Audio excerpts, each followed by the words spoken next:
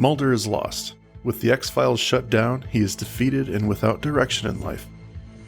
A mysterious signal is being broadcast to Earth. Will it be the sign he's been looking for? This is not happening. Hello and welcome to This Is Not Happening, another X-Files podcast. So what do you want? To know that you're all right. Mulder, you passed me today within a foot, but you were miles away. They've got me on electronic surveillance. White bread cases, bank fraud, insurance fraud, healthcare swindles. Mulder, I know that you feel frustrated, that without the Bureau's resources, it's impossible for you to continue. Well, what then? When the Bureau first shut us down, you said that you would go on for as long as the truth was out there. But I no longer feel that from you. Have you ever been to San Diego? Yeah. Did you check out the Palomar Observatory? No. Well, from 1948 until recently, it was the largest telescope in the world. The idea and design came from a brilliant and wealthy astronomer named George Ellery Hale. Actually, the idea was presented to Hale one night while he was playing billiards. An elf climbed in his window and told him to get money from the Rockefeller Foundation for a telescope. And you're worried that all your life you've been seeing elves?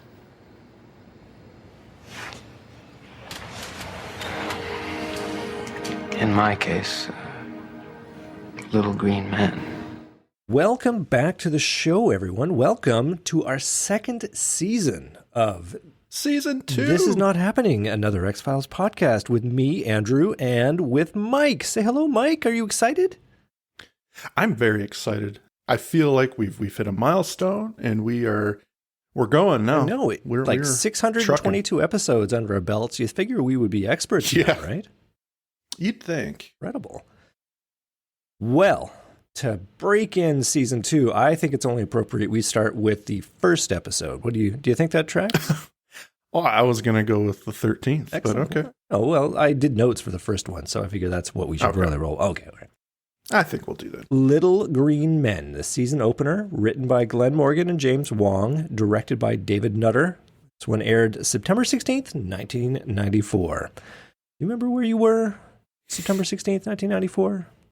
I was in 4th grade, and I was probably doing horribly in math at that point. So not glued to the TV like 16.1 million other people? You know what? I may have stated this at some point in the last season or so, but I did not see the show in the beginning. I caught a couple episodes in this season, I believe, and I became a fan, but I still didn't have this conceptualization of sitting down at the same time every week to watch anything. I would catch it when I could. I first saw this episode probably about 17, 18 years ago when I started buying them on DVD. Well, for me, it was when it went into repeat territory. Right. That's probably when I got into it. I don't think I watched it on the first go round. I was not one of the 16.1 million viewers. But, certainly a popular episode. No doubt people were excited to see what they were going to do after the big burnout from the end of season 1. Yeah, 9.8 million.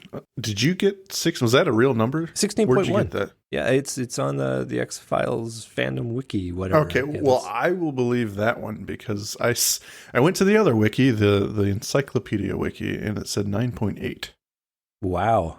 Obviously, anything you can read on the internet must be true. So some Fox executive went in there and nudged up the numbers to 16.1 million. This episode was fantastic. Everyone loved it. Funny, all the comments are so positive. Yeah. One thing I did want to mention, I don't know if anyone else caught on or if you caught on, but this is the only season opener or closer not strictly being written by Chris Carter. He had his hands and is credited on all of them except for this one. Not that he didn't have anything to do with it, but I think he may have tucked his head in, while they were writing. Oh, for sure. Sort of see what was going on. I think there was some discussion about who was going to write it. That my understanding was the original plot line was to send Mulder to Moscow, but then they decided to take a little bit more realistic approach because I'm sure that would have involved some locations that would have been expensive, but Well, once they got their funding, season 4, then he made his trips overseas. Right, exactly. Well, shall we dive in, as we say, and get into the review? I think so. Did you want to raise any other interesting pieces of information at this point? At this point, no. All right. Well, then, without further ado, we open with a view of space, stars, and galaxies, and a monologue narrated by our agent Mulder. In this monologue, he laments about humanity's desire to speak to alien life, first with the Voyager mission, and then with SETI, the search for extraterrestrial intelligence. With the Voyager mission, we hear the sounds from the gold-plated record that accompanies the probe, a greeting from planet Earth with a soundtrack of Bach's Brandenburg Concerto No. 2. We cut to the Arecibo Ionospheric Observatory in Puerto Rico and peer into the laboratory, equipment shut down and tarped over, as Mulder laments that the tools to discover the truth had been taken away, reminding us that the X-Files have been shut down. Suddenly, a piece of the equipment turns on and a signal is being received. A reel-to-reel recorder starts recording, and we hear the same strains of Bach being played. The same message sent out by the Voyager probe is now being returned to us here on Earth. Scooby-Doo-babbity-babbity-babbity. Yeah, I like the jazz version. I think we should totally do that. All right, what'd you think? Yeah, it's interesting. When I first viewed this, it's very... Mulder's lamenting his life at this point. You can hear it in his voice. I don't know if that's on purpose. Trodden, for sure. Yeah. But you can hear it in the monologue. Yeah. And I like the simplicity of this opener because it's strictly fact, right? This has actually happened. And that's interesting, that we sent Voyager out. And then it ends with the signal being broadcast back to us. That's enough to get me, okay, I'm on board. I think it did its job there. I totally agree. Like, it's interesting. I will spoil it a little bit to say that I am going to have some serious problems with this episode. I mean, that is on brand for the dynamic that is you and me. But right. I will also say that if you look at it a certain way, this episode is brilliant. So I would agree with you. I'm going to pique your interest by saying that. So buckle up. It's going to be interesting. I mean, my first thing is, if you shut down this project, are you still on the hook for the power bill? Like, should this not be completely down? Shit! We forgot to turn it off. We forgot to turn off the reel-to-reel, guys. Did you know how much we're paying for that? I mean, could you just set everything on automatic to record mystery signals? I mean, why bother paying anybody to staff the place? Alien signals, dude. Yeah. They're just popping the power on. The aliens are doing it. Finger reaches we want to make and... sure this message gets through. God damn it. Yeah, in more ways than one, but we'll get to that. Yes. After the credits, we cut back to another reel-to-reel recorder. This time, hearing a less interesting conversation. It is kind of an inane conversation between two men about a stripper named Tuesday.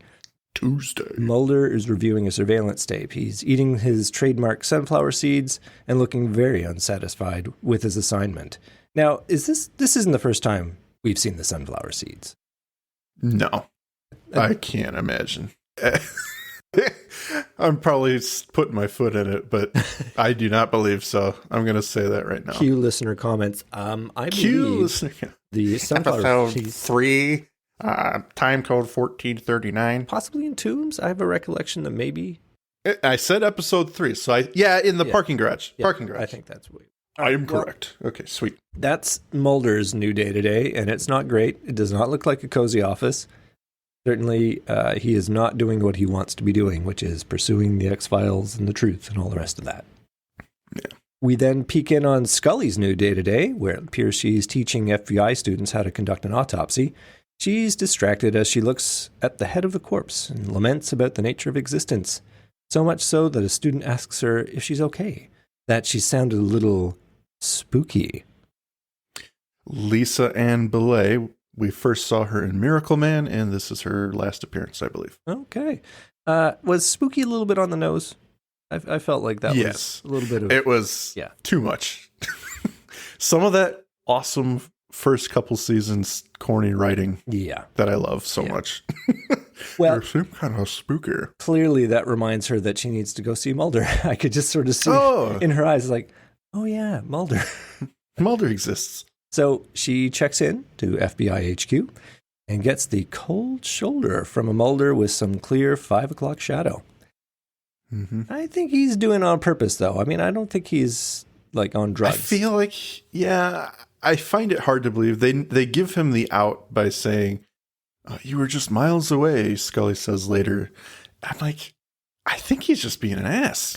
Because, I mean, come on. No, I think that he is doing his best to be indiscriminate. Like, he doesn't want people to even think that they are colluding, that they're connected. Exactly. I think he is just being like, I'm not going to formally acknowledge you in public, but, when we have our private meetings, that's when I can... Good take. Exactly. When he returns to his desk, he sees a picture frame turned over, and he turns it over. It's the photo of Samantha with a sticky note covering her face. Clearly, this is some kind of sign. That's where you keep your stickies. Well, for him, he doesn't like to lose them, but we'll learn later that this is some tradecraft that they have established so they can have a secret meeting. Indeed, we cut to the Watergate Hotel parking lot, where a clear body double for a pregnant Gillian Anderson is seen pacing as she waits for Mulder to arrive. Is that your take too? Because it looks enough like her, but yeah, I would imagine they had to use someone because at this point she's very pregnant. She's pretty preggers right now. Well, Mulder arrives, complaining about the high cost of parking. It's a nice little bit. Scully missed Mulder and wanted to see him. Mulder says, we can't meet because of the danger. Scully's concerned about him. He's been assigned to electronic surveillance, but he's clearly not enthused with his work. Mulder drops a pretty big non sequitur about the Palomar Observatory in San Diego, designed by George Ellery Hale. George Hale. Remember that name, Mike? George Hale. George Hale. I got it. And he observes that the observatory was suggested to Hale by an elf who climbed in through his window. So we're dropping a little bit of a red herring, I suppose, but he's suggesting that the elf is his little green man. He's maybe being led on a chase. Yeah, it's kind of suggesting we all have these little green alien men in our lives that we're chasing at some point, and this one's his. Only it's actual little gray men. Yes, that's what the episode should be called, Little Gray. It should be. Yeah. Well, he's pretty low right now. He's seen so much, but he has no evidence to show for it. Even his sister's abduction feels surreal to Mulder at this point, which is an interesting little take, isn't it? Because up till now, this has been the driving force, and he's starting to second guess it. It's weird to hear from him because he is so passionate about it in the first season, but I can believe a certain amount of this lament. It does get a little bit out there, just how mopey he is. It's just like, all right, Mulder, come on. Well, the X-Files were shut down. You can still pursue the truth in other ways. I find this interesting for him. It's an interesting character take. It's certainly not one we have seen before. I mean, we got a little bit of it at the end of the first season where he, says they're shutting it down, they're splitting us up. It's a bit of mopey Mulder. For sure. So it's an interesting character arc for him. It'll be something fun for him to play, which is not quite so earnest. A little different. Yeah. Scully encourages him not to give up and gives him a friendly head scratch on the way out. As you do. Oh, yeah. We move to a flashback now. Screen fades to November 1973 as Mulder flashes back to a memory of Samantha. The two are playing a board game, Stratego. Mike, have you ever played Stratego? I've never played it. I know all about it. I've never played it. I wonder if there's an online version. I'm sure there would be.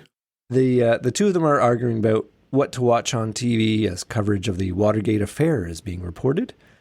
This scene serves a purpose. They're typical siblings, but it drives home the case for good actors playing your fifth business because, man, they're brutally bad. I don't know about you, but this does not come across for me. I mean, this is the problem with kid actors, right? Yeah. You just got to roll the dice, and unfortunately for them, they did what they could. But could these be Canadian kids? Is that the problem? Maybe they had to cast locally. They're just. Are you calling Canadians like bad actors? Yeah. Well, if they're Canadian, then yeah, if the shoe fits, man. All right. I didn't say it, ladies and gentlemen. I'll rat out my country if it, Well, the power goes out. Things rattle, sparks fly, and flashing lights shine in through the windows, accompanied by a droning sound and some spooky soundtrack provided by Mark Snow. The door opens of its own accord, flooding the room with light, and a thin, alien-like figure is standing there. A scream from Samantha, and Fox sees her hovering in the air, floating towards the window. Fox rushes to get the family gun, but a spotlight seemingly paralyzes him. He watches helplessly in slow motion as Samantha floats out the window. Samantha. Worst use of slow motion. It's so bad. Yeah. Not as bad as Angry Trees episode. It's hard. Fuck it. I can't remember. Schizogeny? Schizogeny. Yeah. Thank you. I mean, it's hard to beat that, but I mean, that won't be for 3 more seasons now. True. So, like, they have to climb the hill before it tumbles all the way down to that. For sure. Well, this was a good jumping off point. Yeah, fair enough. Mulder wakes from this dream, bolting upright from the couch where he fell asleep. He wanders to the window and is reminded of why he should lock his front door when it's casually opened by a G-man in a trench coat, looking on ominously before he tells Mulder they're going to the hill. After a brief money shot of the Capitol building at night, we are in the office of Senator Matheson, one of Mulder's patrons, listening to the Brandenburg Concerto. Matheson takes a while to get to his point, spinning a tale about how this musical expression from Earth will be traveling long after the sun has died out. Mulder thinks he's there to be taken down a peg and apologizes, but Matheson cuts him off, writing a note that says they may be listening. I take it you're familiar with the high-resolution microwave survey? You search for extraterrestrial radio signals. They shut it down. You have to get to the radio telescope at Arecibo, Puerto Rico. I'll try to delay them as long as I can, but my guess is you'll have at least 24 hours. After that, I can no longer hold off the Blue Beret UFO retrieval team. And they have been authorized to display terminal force. What am I looking for? Contact. Mike, what do you think of this bit? I think, discarding the preamble and everything, I like that we get to meet his Capitol Hill. We get to finally see who it is that's keeping the X-Files in business. You know, they've alluded to it. You know, you've got someone at the Capitol that's helping you out in season 1, and we never know who it is. Yeah. So I like in the sense that they give him a face and some sort of personality. He is very mysterious in his own right, but at the same time in this episode, he's very helpful for Mulder. And he points him in a direction that ultimately gets him renewed faith towards the end of the episode. So, you know, there is someone in a high place that's helping Mulder with his quest. Yeah. So it makes it a little more legitimate as to why can't the syndicate just get rid of this fucking office in the FBI? Now we know there is some pull from Capitol Hill. Yeah. As the character, I dig him. Like, yeah, I don't watch this scene and go, oh, where'd they get this guy? Like, he plays it well. Absolutely. I think the scene is dripping with style. Like, it's definitely giving this guy a lot of character to play with. Certainly the music business is... The preamble is like, okay, it's going on. Let's get to the point. Yeah. I do like Mulder's, animated response to "I live for Locke" when he knows it's all a cover. But yep. This unfortunately is where on the rewatch I started to ask questions. And as we know, when I start asking questions, it's a recipe for the threads getting pulled and the wheels falling off the episode. No. Yeah. Here's my first one for you, Mike. And maybe you can explain it to me in a way which will make sense. How did Matheson get this printout for Mulder? Spooky government business, dude. Okay, so remember from our preamble, our opening credits, the setup in Arecibo seems to be super analog. It's all shuttered and tarped over and, no power. You don't think that there's like an internet connection sending that information anywhere, right? It's a big satellite. Yes. I could have just tapped into it. Well, I don't know. I sure. can't. Okay. I very much understand what you're saying. Okay. If I had to try and wave my hand and fix it, Please. I think Arecibo cannot be the only place getting this message. But at the same time, then why is Mulder going? Well, I subscribe to your logic, sir, except Mulder then goes on, further on in this episode, he'll tell us that the narrow band transmission was sent directly to Arecibo. And then the next time it happened, it's a wideband transmission. So I would get it for that second one, but Mulder's already there at that point. Yeah. So I think it's a plot hole. I think it's a pretty big one, in fact. It is a big one. Yep. Yeah, you're right. Well, it moves the action forward. It gets Mulder moving, and I suppose that's the most important thing. Yeah. We fade into Skinner's office as he and the cigarette-smoking man are listening to a recording. It's of Skinner questioning Scully about Mulder's whereabouts. Mulder has gone missing. Skinner's of the opinion that Scully doesn't know where Mulder is, mostly because you can tell she's worried about him and likely he knows she's a bad liar. The cigarette man goes to light another cigarette, but we see his empty carton. He's out. He looks to Skinner, but Skinner kind of gives us a nice gruff, "I don't smoke." I don't smoke. And the cigarette man brutally crushes the empty packet, letting us know that Scully will find Mulder. Now, here's the question. What is the cigarette man actually mad about? You know, is he mad that Mulder's gone AWOL, pursuing another line of investigation, or that he's run out of cigarettes? Well, that's just the icing on the cake, right? I mean, Mulder's gone? What? I'm out of cigarettes?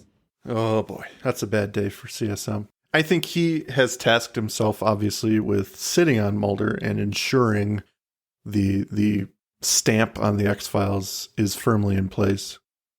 Because he obviously had a hand in shutting it down, he wants to make sure that it stays that way. And Mulder not showing up for his FBI work means he could be doing something X-Files related. Fair enough. So he's not happy. He is definitely not happy. He's cigarette case crushingly unhappy. Grr. Mulder is now in Puerto Rico or northern Vancouver, depending on your point of view. But to its credit, I wouldn't have pegged it for not Puerto Rico. They've dressed it up and put enough sound effects to make it sound tropical. They found a bridge and threw a chain link fence in front of it. You are correct. Yeah.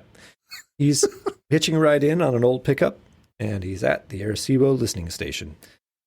In this case, northern BC looks convincingly like Puerto Rico. He wanders through the woods, finally ending up at the observatory, same control station we saw in the opening. He begins to dictate his notes to a tape recorder. Otherwise, this would be a pretty silent episode. He then uses a pair of bolt cutters to break into the control room. Mike, remember, he uses bolt cutters to cut through a chain which has closed up this installation. Are you writing a sticky note for me and putting it next to your... I have it. I have it over Samantha's face. Good. He goes to turn on the lights, but the power has been turned off. He notes right off the bat that the control panel lights are still on, so shouldn't that be remarkable? Because they haven't got power, but yet they have lights on? Yep. One or the other. I think it's another one of those holes that we were talking about earlier. It could be. Maybe giant battery somewhere that lasts for months. Yeah, I don't know. I'm not going to try and talk my way out of this one because I don't know how this would ever be set up. So I can't say, well, it's believable that they have a backup. Is it believable that a scientific site has some sort of electricity backup generator? Yes, but I'm not going to try and say that's what's going on here. It could be there are multiple circuits, and I can't imagine a case where they have, two power panels from, the company, and the company just shuts down one and accidentally leaves the other one open, and the lights are I don't know what point they're making here by saying the power's off here, but the power's on there. Other than maybe this alien intervention. I don't fucking know. Have the aliens powered this equipment? If so, again, call friggin' Guinness World Book of Records or whatever, because this is pretty remarkable. The strength of their signal just pop those power buttons on and Exactly. flip those breakers. Well, there's a lot of that. The aliens can do a lot with the power of their mind bubbles, but we'll get to that. Mulder shines his light on the reel-to-reel tape recorder, which is spinning along merrily. We go back to Washington. Scully is in Mulder's apartment, searching for any clues as to where he's gone. We hear on Mulder's answering machine that he hounded a woman to go to lunch today, but then he didn't show. He's a pig. So perhaps Mulder was using a bit of misdirection tradecraft to throw off the scent of his movements? I don't think I ever looked at it that way. Because I don't think he's in the state of mind to be hounding a woman to go to lunch. Maybe. I never took it that way. I just always took it at face value. The way where I went with it, since you're questioning it, I always went, he's mopey Mulder right now, and he is just existing. He's doing day to day barely. So to me, it was still believable that maybe he spoke to a woman that he works with, and being Mulder, made a date and forgot about it. Or chose to do this instead because this is more important. You could be 100% correct. Well, the one thing I will defend this episode for is the use of spy tradecraft. Mm-hmm. My favorite scenes in this episode are Scully in the airport. She's very good. It's awesome. We're going to get to pretty shortly. But all of the... I think this is where Morgan and Wong kind of shine, is with that kind of thing. They've done it in other episodes, and it's really good here, as opposed to what we're about to see with Scully at the computer, which really shows that these guys are not the best technical oriented writers. Right. We'll just roll through it here. Scully goes on to Mulder's computer, which was probably state of the art at the time, but is now woefully antiquated. It's a DOS interface with a very clunky mouse, and the camera lovingly watches each interaction as Scully types in passwords that don't work till she types in "trust no one," and up comes the transmission report from Arecibo. Fun fact, not to cut you off, but I have the screen on right now, and I managed to pause it as the monitor turns on. It says 39 files, 390 million bytes, which is essentially 390 megabytes this computer's got, with 365,000 free. Yeah. So that should give you an idea of the state-of-the-art computer they're using. It is. I mean, it's probably remarkable that it has a hard drive in it for, actual physical storage. When I went to school, a hard drive was an accessory. And I think the biggest one you could get when this was really high school, but 10 megabytes was an add-on that you could get. And it was a big deal because then you didn't have to use these floppy disks to save stuff. Oh, yeah. I remember the floppies. Monitors were basically big TV screens. It was a thing. You had to lock the disc in there. Yeah, and it made it chung chung chung chung chung. Yep. So that was a real trip down memory lane. Footsteps in the hall prompt her to hurry up, and she prints out the report when the door opens and agents enter. Now, on the same side, that printer is fucking fast, because I'm thinking 1994 printer is a dot matrix which goes... Dot matrix, yep. But in this case, no, it's zip boom out there on the ground. It's called moving the plot forward. It is, which I will try. I will try getting us there. It's the Canon Magiprint, 1994. Oh, yes. I'm kidding. One document out every 4 seconds. Every 4 seconds. That's faster than today. It is. I want to get me one of those. Actually, I would dig getting a dot matrix, because I recall the ink on those things lasting for about 22 years. Whereas if you've got an inkjet now, you're lucky to print 25 sheets of paper before it tells you need to replace your ink cartridges.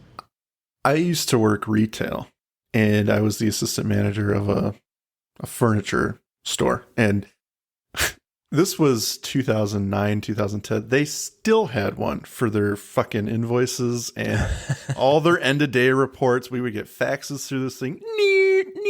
Nice. It was so annoying. I'm like, how do you guys not have a better printer? Because that would involve changing and upgrading and learning a new system. And exactly. Nobody wants to do that. Well, she's interrupted. She can't get the printout because the door opens up and 2 agents enter. They, I guess, are FBI agents because they know who she is, and they indicate they've been surveilling Mulder's apartment, and they want to know why she's there. He drops some good fast talk about feeding Mulder's fish when he's gone, and the agents display the same lack of knowledge about computers that Morgan and Wong have. They look at this printout and they go, "What the heck is this?" Looks like a computer self-test. You know, that self-test the printer does when it starts up. It's nothing. Ball it up and toss it in the garbage. Okay, Phil. Come on, hurry it up. Feed the fish. Come on, move the plot along. Well, Scully slyly picks up the transmission before she leaves. Bravo, Agent Scully. She did good with that. Spilling the fish flakes and then picking up that sheet and pretending to throw it away and Selling stuffing it in it. her She's cuff. got a whole storyline there. Good on her. Good on her. We cut back to Mulder in Puerto Rico as the weather seems to be turning rainy with a slight chance of aliens. Mulder works out the kinks in his back and decides he needs to use the old El Baño. He opens the door. A man screams in Spanish fright from inside the bathroom. Mulder shines his flashlight on him and tries to calm him down. It's established that Mulder doesn't speak Spanish and this man doesn't speak English, but he gets the man's name, Jorge Concepcion. Jorge is clearly frightened and eerily looks and points skyward, recounting a scary experience that, if you understand Spanish, relates something about red and blue lights in the sky and men coming in. Mulder doesn't understand, but Jorge takes his pen and scrawls an alien-like head onto the bathroom wall. All right, Mike. Oh, yeah. Jorge. Are you about to see where I'm going to go here? I sense it immediately. Would you like to read my mind as to the problem I have here? Ladies and gentlemen, I'm going to demonstrate ESP and guess that Andrew's going to ask about how Jorge got in here if he had to use bolt cutters to get in. Yes, Jorge is an expert B&E artist. He came through the window? Through the floor. Maybe through the floor? He got locked in here when they shut down the installation. He was just too nice.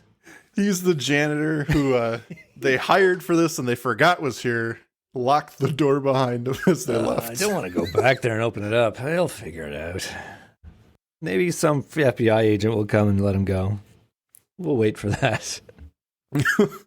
Anyway, I'm going to call that plot hole number 2, but... Fair enough. Yeah. I will give you that. Meanwhile, Scully has shown the transmission report to an expert at the U.S. Naval Observatory in Washington, where the authentically nerdy expert tells Scully all about this report, and it reminds him of the WOW signal, a transmission recorded in 1977. The researcher was so excited about what he saw, he wrote WOW in the margins. But what Scully has shown this guy is an even better signal. The guy tells Scully about where the signal might have been recorded, and he name drops Arecibo at the end. Scully then goes on to check airplane passenger manifests, and on a manifest from Miami to San Juan, Puerto Rico, she sees the name George Hale and declares that this Mulder. It's a pretty good connection there. A nice bit of FBI investigation. Yeah. Back in Arecibo, Mulder continues to work with Jorge, looking on. Now, Jorge is basically a child, tapping a button at random, and Mulder expresses some lightly veiled racism as he says, "No ho on the roho." No ho on the roho. I knew it.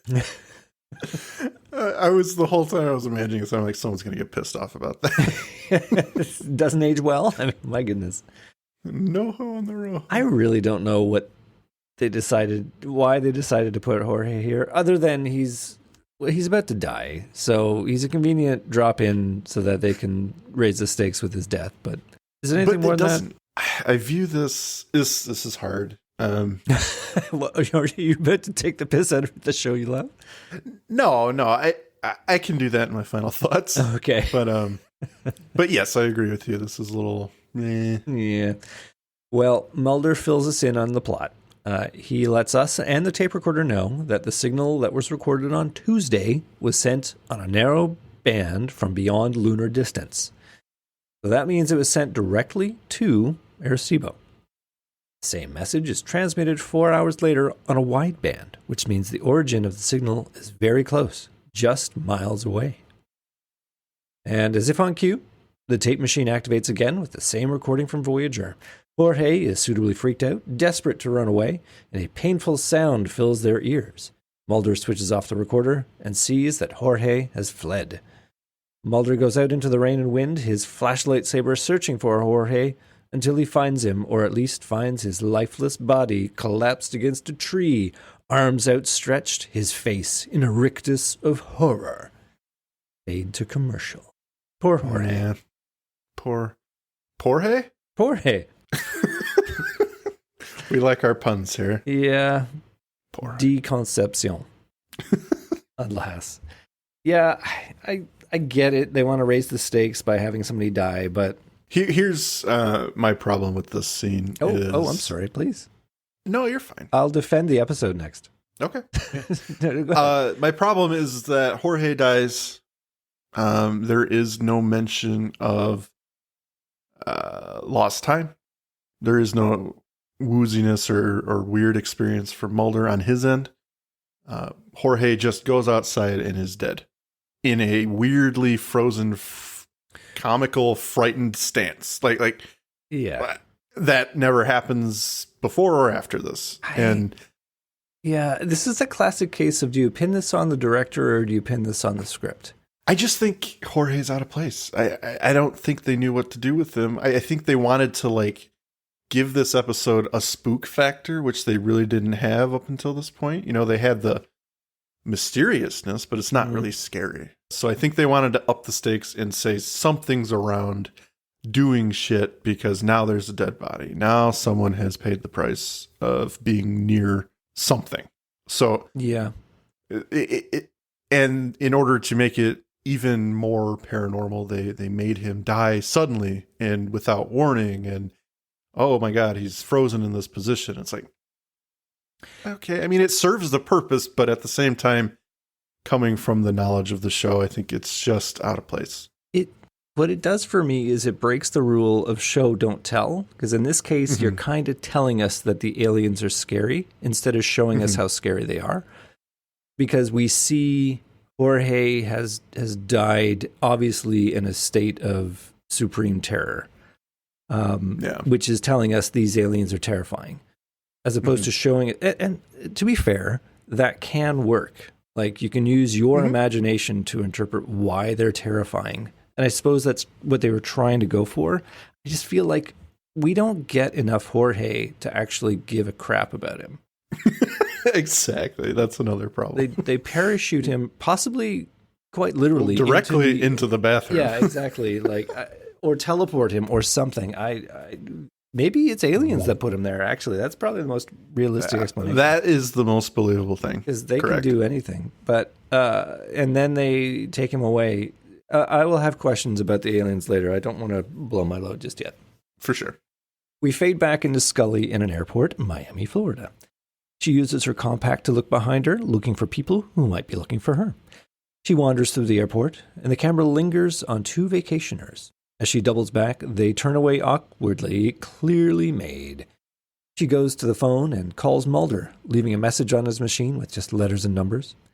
She calls again, this time to an automated time recording. She watches her tails pick up and leave as they receive a message on their little earpiece. But by the time they go to follow her, she's already gone. They are briefly flummoxed, but we learn that they've already cottoned on to her false message. They're going to another terminal to chase her to Saint Croix in the Caribbean. Meanwhile, she buys a ticket. Do you recognize the man? I'm sorry. No, it's okay. I thought I did. Is he the law enforcement guy from the finger on the glasses fingerprints episode? Yep. Shadows. He's from Shadows. Shadows, yes. So I'm sorry, keep going. No, he's given up his career in the unnamed 3-letter agency to come work for the FBI. And so he got a promotion. He's got better lines now, too. Yeah, now he's tailing people and not very well. Possibly taking some acting classes. Yeah. Better in this episode. Well, she goes on to buy a ticket to San Juan. So I love this scene for the tradecraft. It's awesome. There is nothing about this scene I don't like. So for that alone, this episode gets a pass. Everything else is going to really bog it down. But the scenes with Scully arguably are the best ones. I don't know. That happens to be the case a lot of times. That's true. We cut back to Arecibo, where Mulder has dragged Jorge's lifeless body back to the control room. He narrates his observations on Jorge's body, touching him in kind of a lovely way on his feet and stuff. I don't know. It could be creepy, but in this case, you could tell there's a compassion there. I don't know.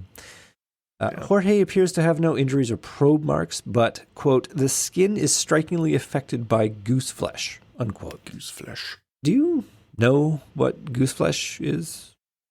Yeah. Oh, please. I mean, goosebumps. I mean, it's... Oh, is it goosebumps? It's just like... it's just goosebumps. As far as I know. Well, that's the way I always took it. Why didn't you say goosebumps? You know what? I think Hollywood does this sometimes. They try to like jazz up the term goosebumps. And I thought that's what this was. So, well, from now on, goose flesh. I'm never using goosebumps again. I'm just going to say goose flesh. Yeah, I've heard this. I've heard duck bumps. Duck bumps. I've heard other things, but yeah. The skin is strikingly affected by duck bumps. Thank you for that, because it didn't make any sense to me. That is my understanding. No indications of any lightning strikes. No singeing of the hair or burns of any kind. There are no puncture wounds due to needles or probes commonly associated with cases of alien abduction. The subject was discovered in a sitting position, rigor mortis having set in, although less than half an hour had elapsed. The skin is strikingly affected by goose flesh. The body shows signs of intense cadaveric spasm. Again, Scully, nothing but evidence.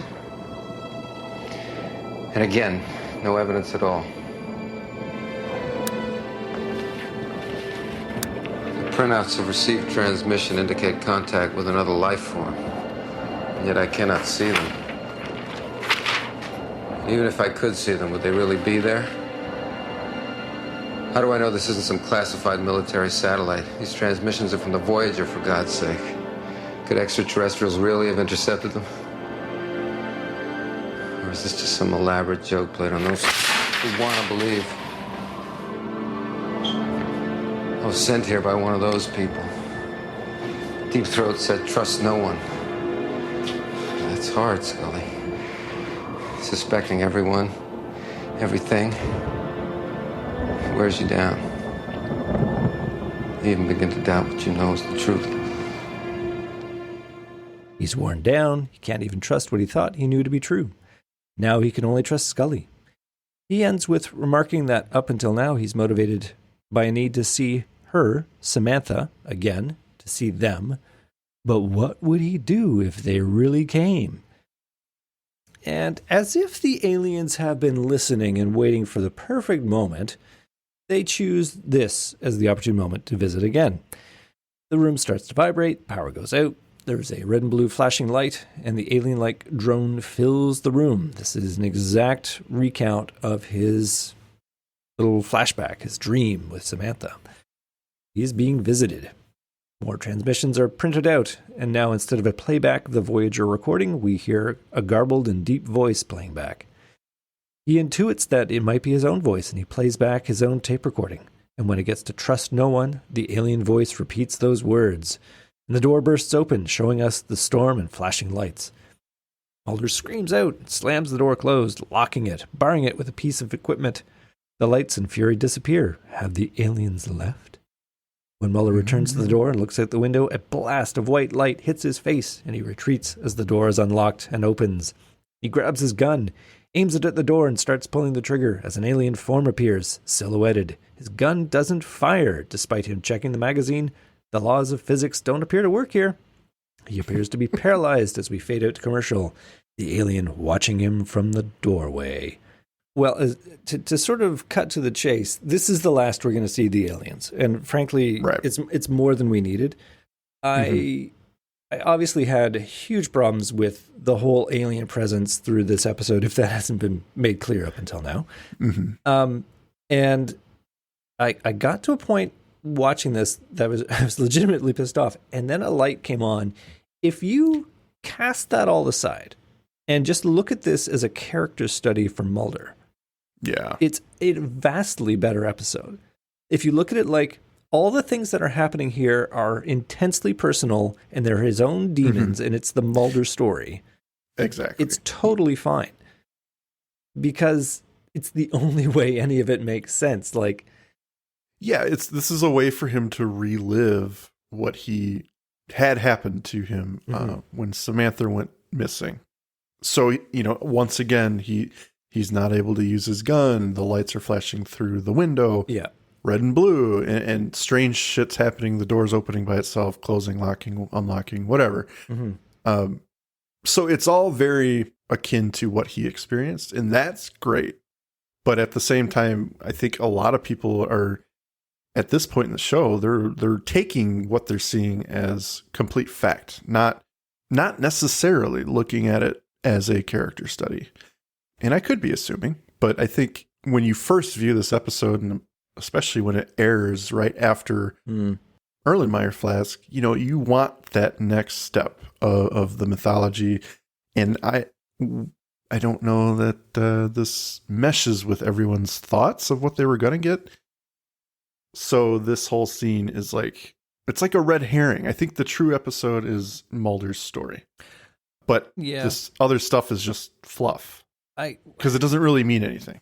Well, the way to completely deflate this episode is to ask the question, what are the aliens doing here? Yeah, exactly. Because it makes zero sense. And it seems to be so specific to Mulder. Like, there's no logic at all to what they're doing here. I'm not even convinced that the aliens have landed. Like, there's this discussion of the Blue Beret UFO retrieval team, but have the aliens crashed? And if so, why is Mulder here? Why isn't he going to look for a UFO? But well, exactly. And then there's the question of, okay, so they crashed, maybe because of the retrieval team. So something's happened. Yeah. But are they sending the signal from their crash site, or is it coming from space? Is there another UFO up there or something? Is there another one chilling out? Yeah, exactly. It's just convoluted and messy, which unfortunately the X-Files is good at sometimes. Yeah. And to that point, like the aliens, if you want to be continuous with your conceit, the first time we see the aliens in his flashback, they come to take Samantha. So to complete that circle, when they finally show up at the end, they need to take Mulder or Jorge or something, but they essentially, walk just in with a trench coat, flash him, and then walk away because they have no other reason to be there other than to show themselves to him and then go away. So I don't need the alien motives to be explained to me. I don't mind filling in the blanks, but you've got to give me something so that I can intuit something. Exactly. I think that's the biggest flaw is there is nothing to fill in. Yeah. There's just a weird ass experience and it just doesn't fit the rest of the series. I would even go so far as to say you could have opened season 2 with the host and it would have been just as good. Yeah. Are we like moving past the last 10 minutes of this episode? Sorry, I'll finish it up. That's probably my fault. I was going to get into the whole alien thing, but maybe I got to it early. Let's finish the episode up because we fade back in to Scully shining a flashlight on Mulder. He revives and she's relieved. "I was sure you were dead," she remarks, showing what a great doctor she can be. A re-energized Mulder raves about how they were here and how now he has evidence of contact. He's not convinced, but then the room begins to shake. Mulder realizes it's not the same shaking. Besides, they only come at night. Come on. He goes outside to see an army truck driving up in the distance. Mulder tells Scully it's the Blue Beret retrieval team and that they'll kill them both. Scully implores Mulder to leave. That evidence is useless if you're dead. Mulder dallies away his time trying to figure out what he can take, and eventually settles on the reel-to-reel tape recording, and they flee, still taking enough glances to delay their departure until the Blue Beret guys, actually wearing black berets, but you know that, what's in the name, finally pull up and jump out of their truck. Mulder drives off in a tear, and the soldiers begin firing at them as they flee. Their commander tells them to hold their fire for some reason, and they head off in pursuit. What follows then is a crazy, chaotic car chase down the side of a hill. To hell with the switchbacks, and our daring duo get away to the, damn it, the commander. All right. In our recent review of the X-Files movie, Fight the Future, I had a whole bit about how the action and plots of the episodes are usually more cerebral. And this car chase just showed us how wrong I was. At least, perhaps going forward into season 2, they have an appetite and a budget for guns and car chases. Hence my confusion during that episode. I was like, sometimes, sure, but, yeah, they have their fair action. I forgot fair about share this of one. action. This is me eating my words. Do you have any thoughts on that action sequence? I mean, it just needed to get our agents back to the fucking United States. Yeah. That's really all it is. Credit to them. They say there's a deadline. They show us the deadline. The dudes show up and start shooting at them. It's all tense. So it's like the parent saying, if you do this, there's going to be a punishment. And now here's the punishment. So, yeah. I mean, to me, this is just, it needed to happen. But at the same time, the logical part, I'm going to Andrew the crap out of this one. Ladies and gentlemen, by the way, I have turned his name into a verb for this going forward. But I will Andrew the crap out of this and say, I find it hard to believe that Mulder got down here, did all his stuff, lasted a day here, or at least 12 hours. And then Scully then makes it down here, is able to find Mulder all before the military shows up. It's like, come on. Yeah, that whole adage of the military getting more done before 9 a.m. than you do all day. I guess that doesn't really apply to the blue doesn't berets. apply in Puerto Rico. I know what the problem was. They couldn't find their blue berets. They did have to go with the black. They wasted a good 12 hours looking for them, couldn't find them, had to go with black. Do you recognize the leader? I do. I don't remember what episode, but I know the face. Tell me where he also seen. He is Chavez from Clyde Bruckman. And he's the lawyer from Shapes. Is he? With the werewolf. He's Canadian He's Sam Elliott's lawyer? Yes, his lawyer. Okay. I recognized him as the guy in Clyde Bruckman, but I don't. Probably wearing a mustache. Remember I commented on that in Shapes, and he had the mustache, which clearly is different than Clyde Bruckman. Yes, yeah. And in this episode, he's got the beret, so you really just can't tell. Well, and the shades, too. He is a man of many faces. Yeah, he'll have a beard in the next one. We cut back to Skinner's office, where Mulder is being dressed down for leaving his assignment, with the cigarette-smoking man smoking in the background. Skinner is ticked off, saying that this has disciplinary action all over it. Mulder accepts responsibility for his actions, but retorts that he had enough evidence to arrest the suspects with 40 counts of bank fraud, and that his phone was tapped, an illegal procedure without a court order, to which Skinner looks accusingly at the cigarette-smoking man. Cigarette-smoking man puts out his cigarette, walks over to Mulder to tell him that your time is over, and you leave with nothing. Skinner tells him... This is the most direct. Yeah. This is our little interaction between the two of them. Yeah. Well, Skinner tells him to get out. And then we realize, no, he's talking to the cigarette-smoking man. What the hell? God damn. Skinner changing sides? I think he's just realizing that maybe they went a little far. Can't bug the office of my guy. And furthermore, discipline him in my presence. Who are you, sir? Yeah. You can throw your weight around with me, but you're not going to discipline my agent in front of me. We could discuss why Skinner decided to take this course. I wouldn't wonder if this is something they concocted beforehand. Like Sia says, I'm going to go up and be creepy, but at that point you tell me to get out, and then you'll get Mulder on your side. I don't know. It's taken in a different direction. Maybe. Anyway, he does, but not before lighting up another cigarette. That's what he does. Skinner then tells Mulder to report back to your assignment. And Mulder asks the same question we're all asking. A minute ago, he was about to be disciplined. But this matter is settled now? What?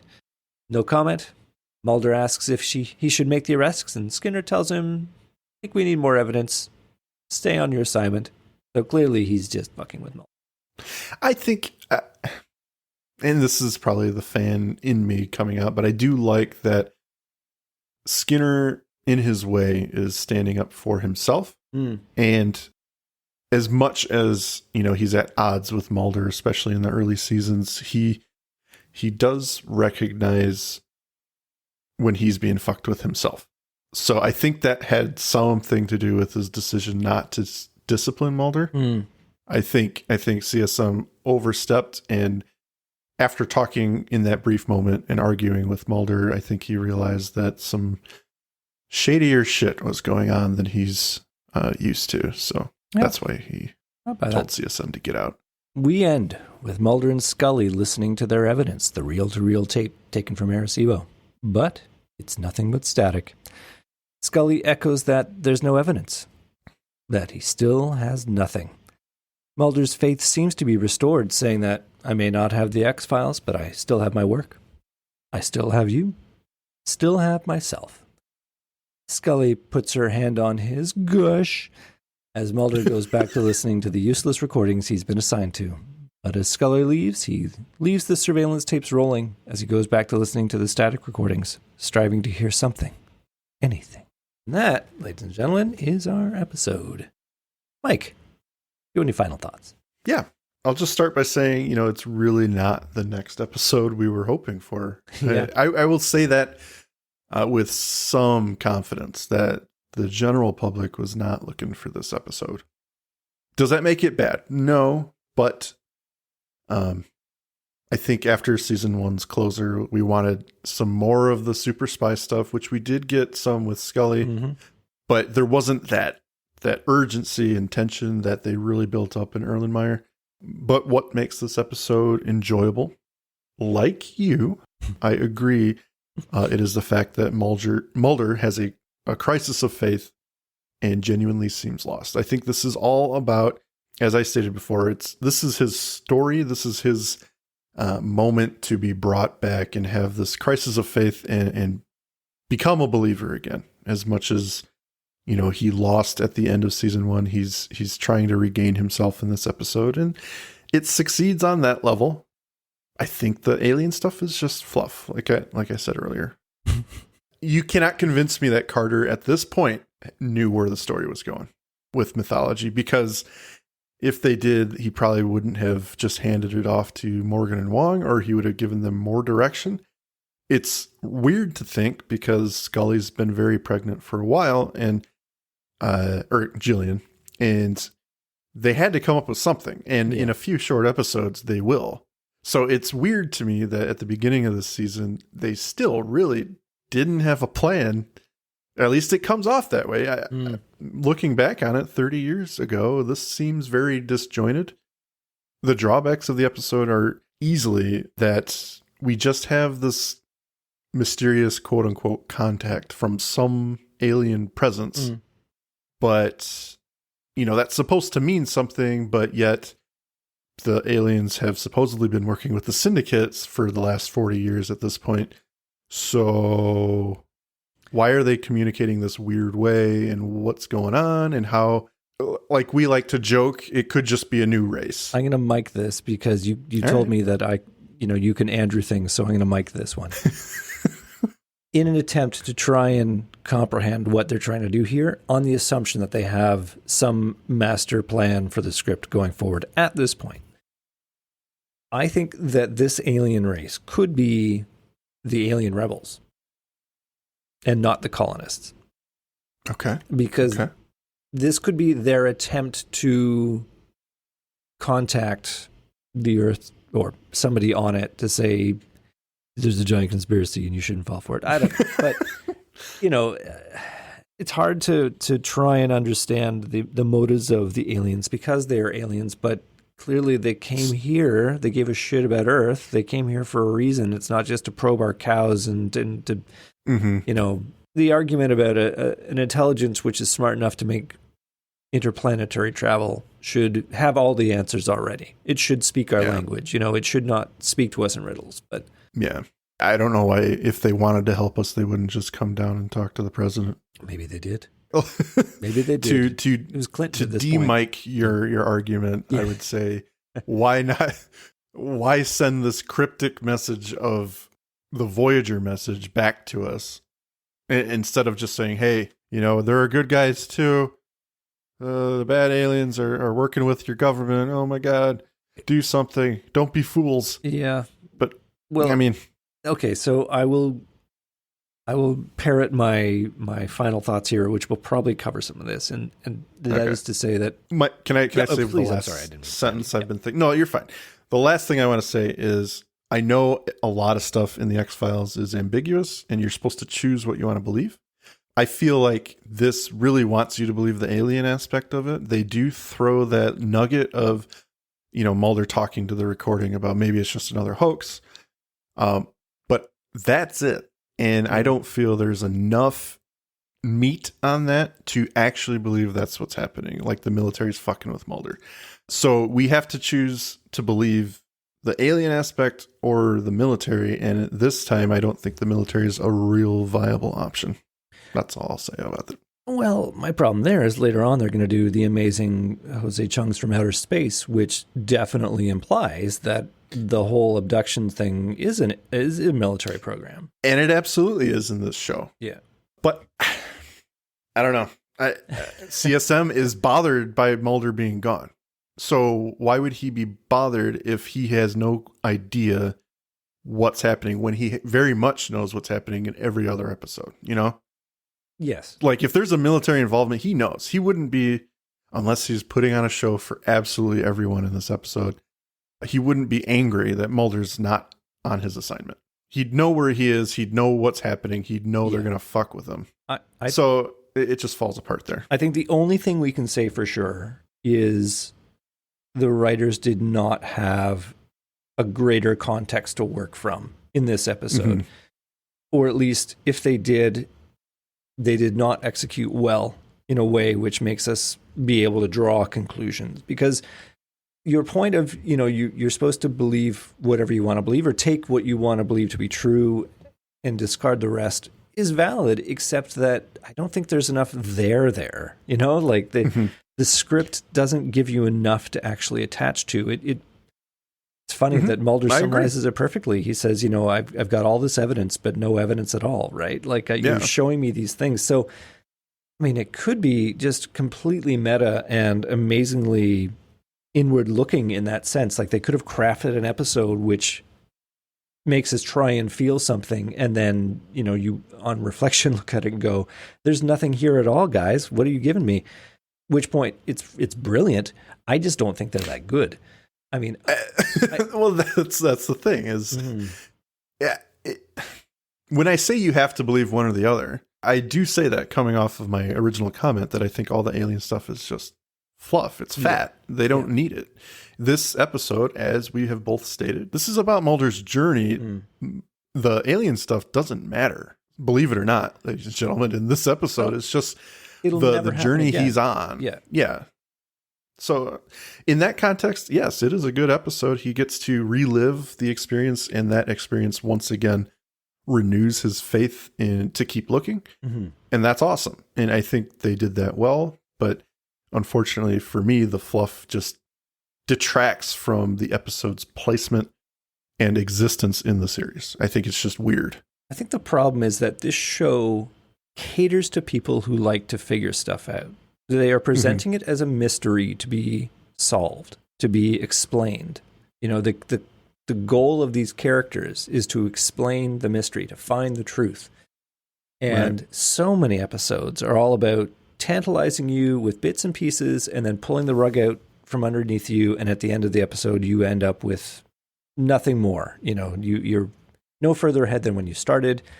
At least the characters are. Sometimes the audience, we get treated to see a little bit more. We get to look over the shoulder of the cigarette smoking man as he, puts stuff in the Pentagon. And it's like, the Pentagon's in on it. You get those little bits and pieces. So it's like the reason we watch is to put those pieces together.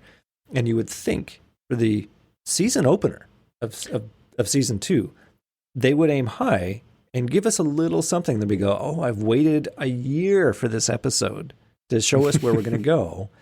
And now my interest is piqued. At the end, you just look at this going, oh, it's another one where they go somewhere, they do a lot of things, a lot of stuff happens, but it all gets burned up at the end, and they're no further ahead than when they started. Yeah. It's season 2. They haven't done that, 50 times yet, but they're doing it enough that, you'd probably go, okay, nice try, aliens, car chase, shootout, you got me, but I don't know. It's a rough one. It's unfortunate. It's a weird choice, and I say all this stuff with no. It's just weird that it's coming from Morgan and Wong, right? Yeah, a little bit. Yeah, it's a little lackluster, and that's the only way I guess I can put it. It's just I expect more, not only from the show but from them. And it's not to say they don't have misses, but this is one of them where half the episode is just whatever, throw it away. Let's get to the case study of Mulder's brain right now. And that is a more compelling episode. If they were to do 40 minutes of that, I think it would have been a better season opener, but they were just trying to do a little too much, and Well, I mean, I'm surprised that Mulder didn't check himself for signs of probing, because I think the aliens came to Earth purely to fuck with him. Why is my ass wet? Right, I haven't been in the bathroom since I discovered Jorge. There's a satellite up my ass. I'm surprised he didn't shit himself when he opened that door and Jorge freaked out. Because he needed to go to the bathroom. Yep. You made me shit my pants. That's awesome. Well, I think that brings us to the end of our vitriolic review of Little Green Men, the season opener of number 2. Mike, do you have anything more you want to say about this one, or can we put the Little Green Men to their little beds? We can put them to bed. Well, I'm spent. Then, ladies and gentlemen, lovely listeners, thank you for coming along with us on this ride as we plunge into season 2. For me, thank you for listening. Mike, would you like to say goodbye to the lovely people? Take it easy, lovely people. Thank you for listening to today's episode. If you liked what you heard, please rate and review on your podcast app of choice. Andrew and I would be eternally grateful to you fine people for helping us expand and get the word out. Also, we've got a killer group on Facebook. Feel free to join in on the discussion at facebook.com/groups/thisisnothappeningpod and become an official member of the syndicate. We do polls and we have questions for every episode to give you guys the opportunity to chime in and possibly let your voice be heard on our recordings. And please join us on our new Twitter at tinhxfilespod, no dash, to stay up to date on everything, moment to moment.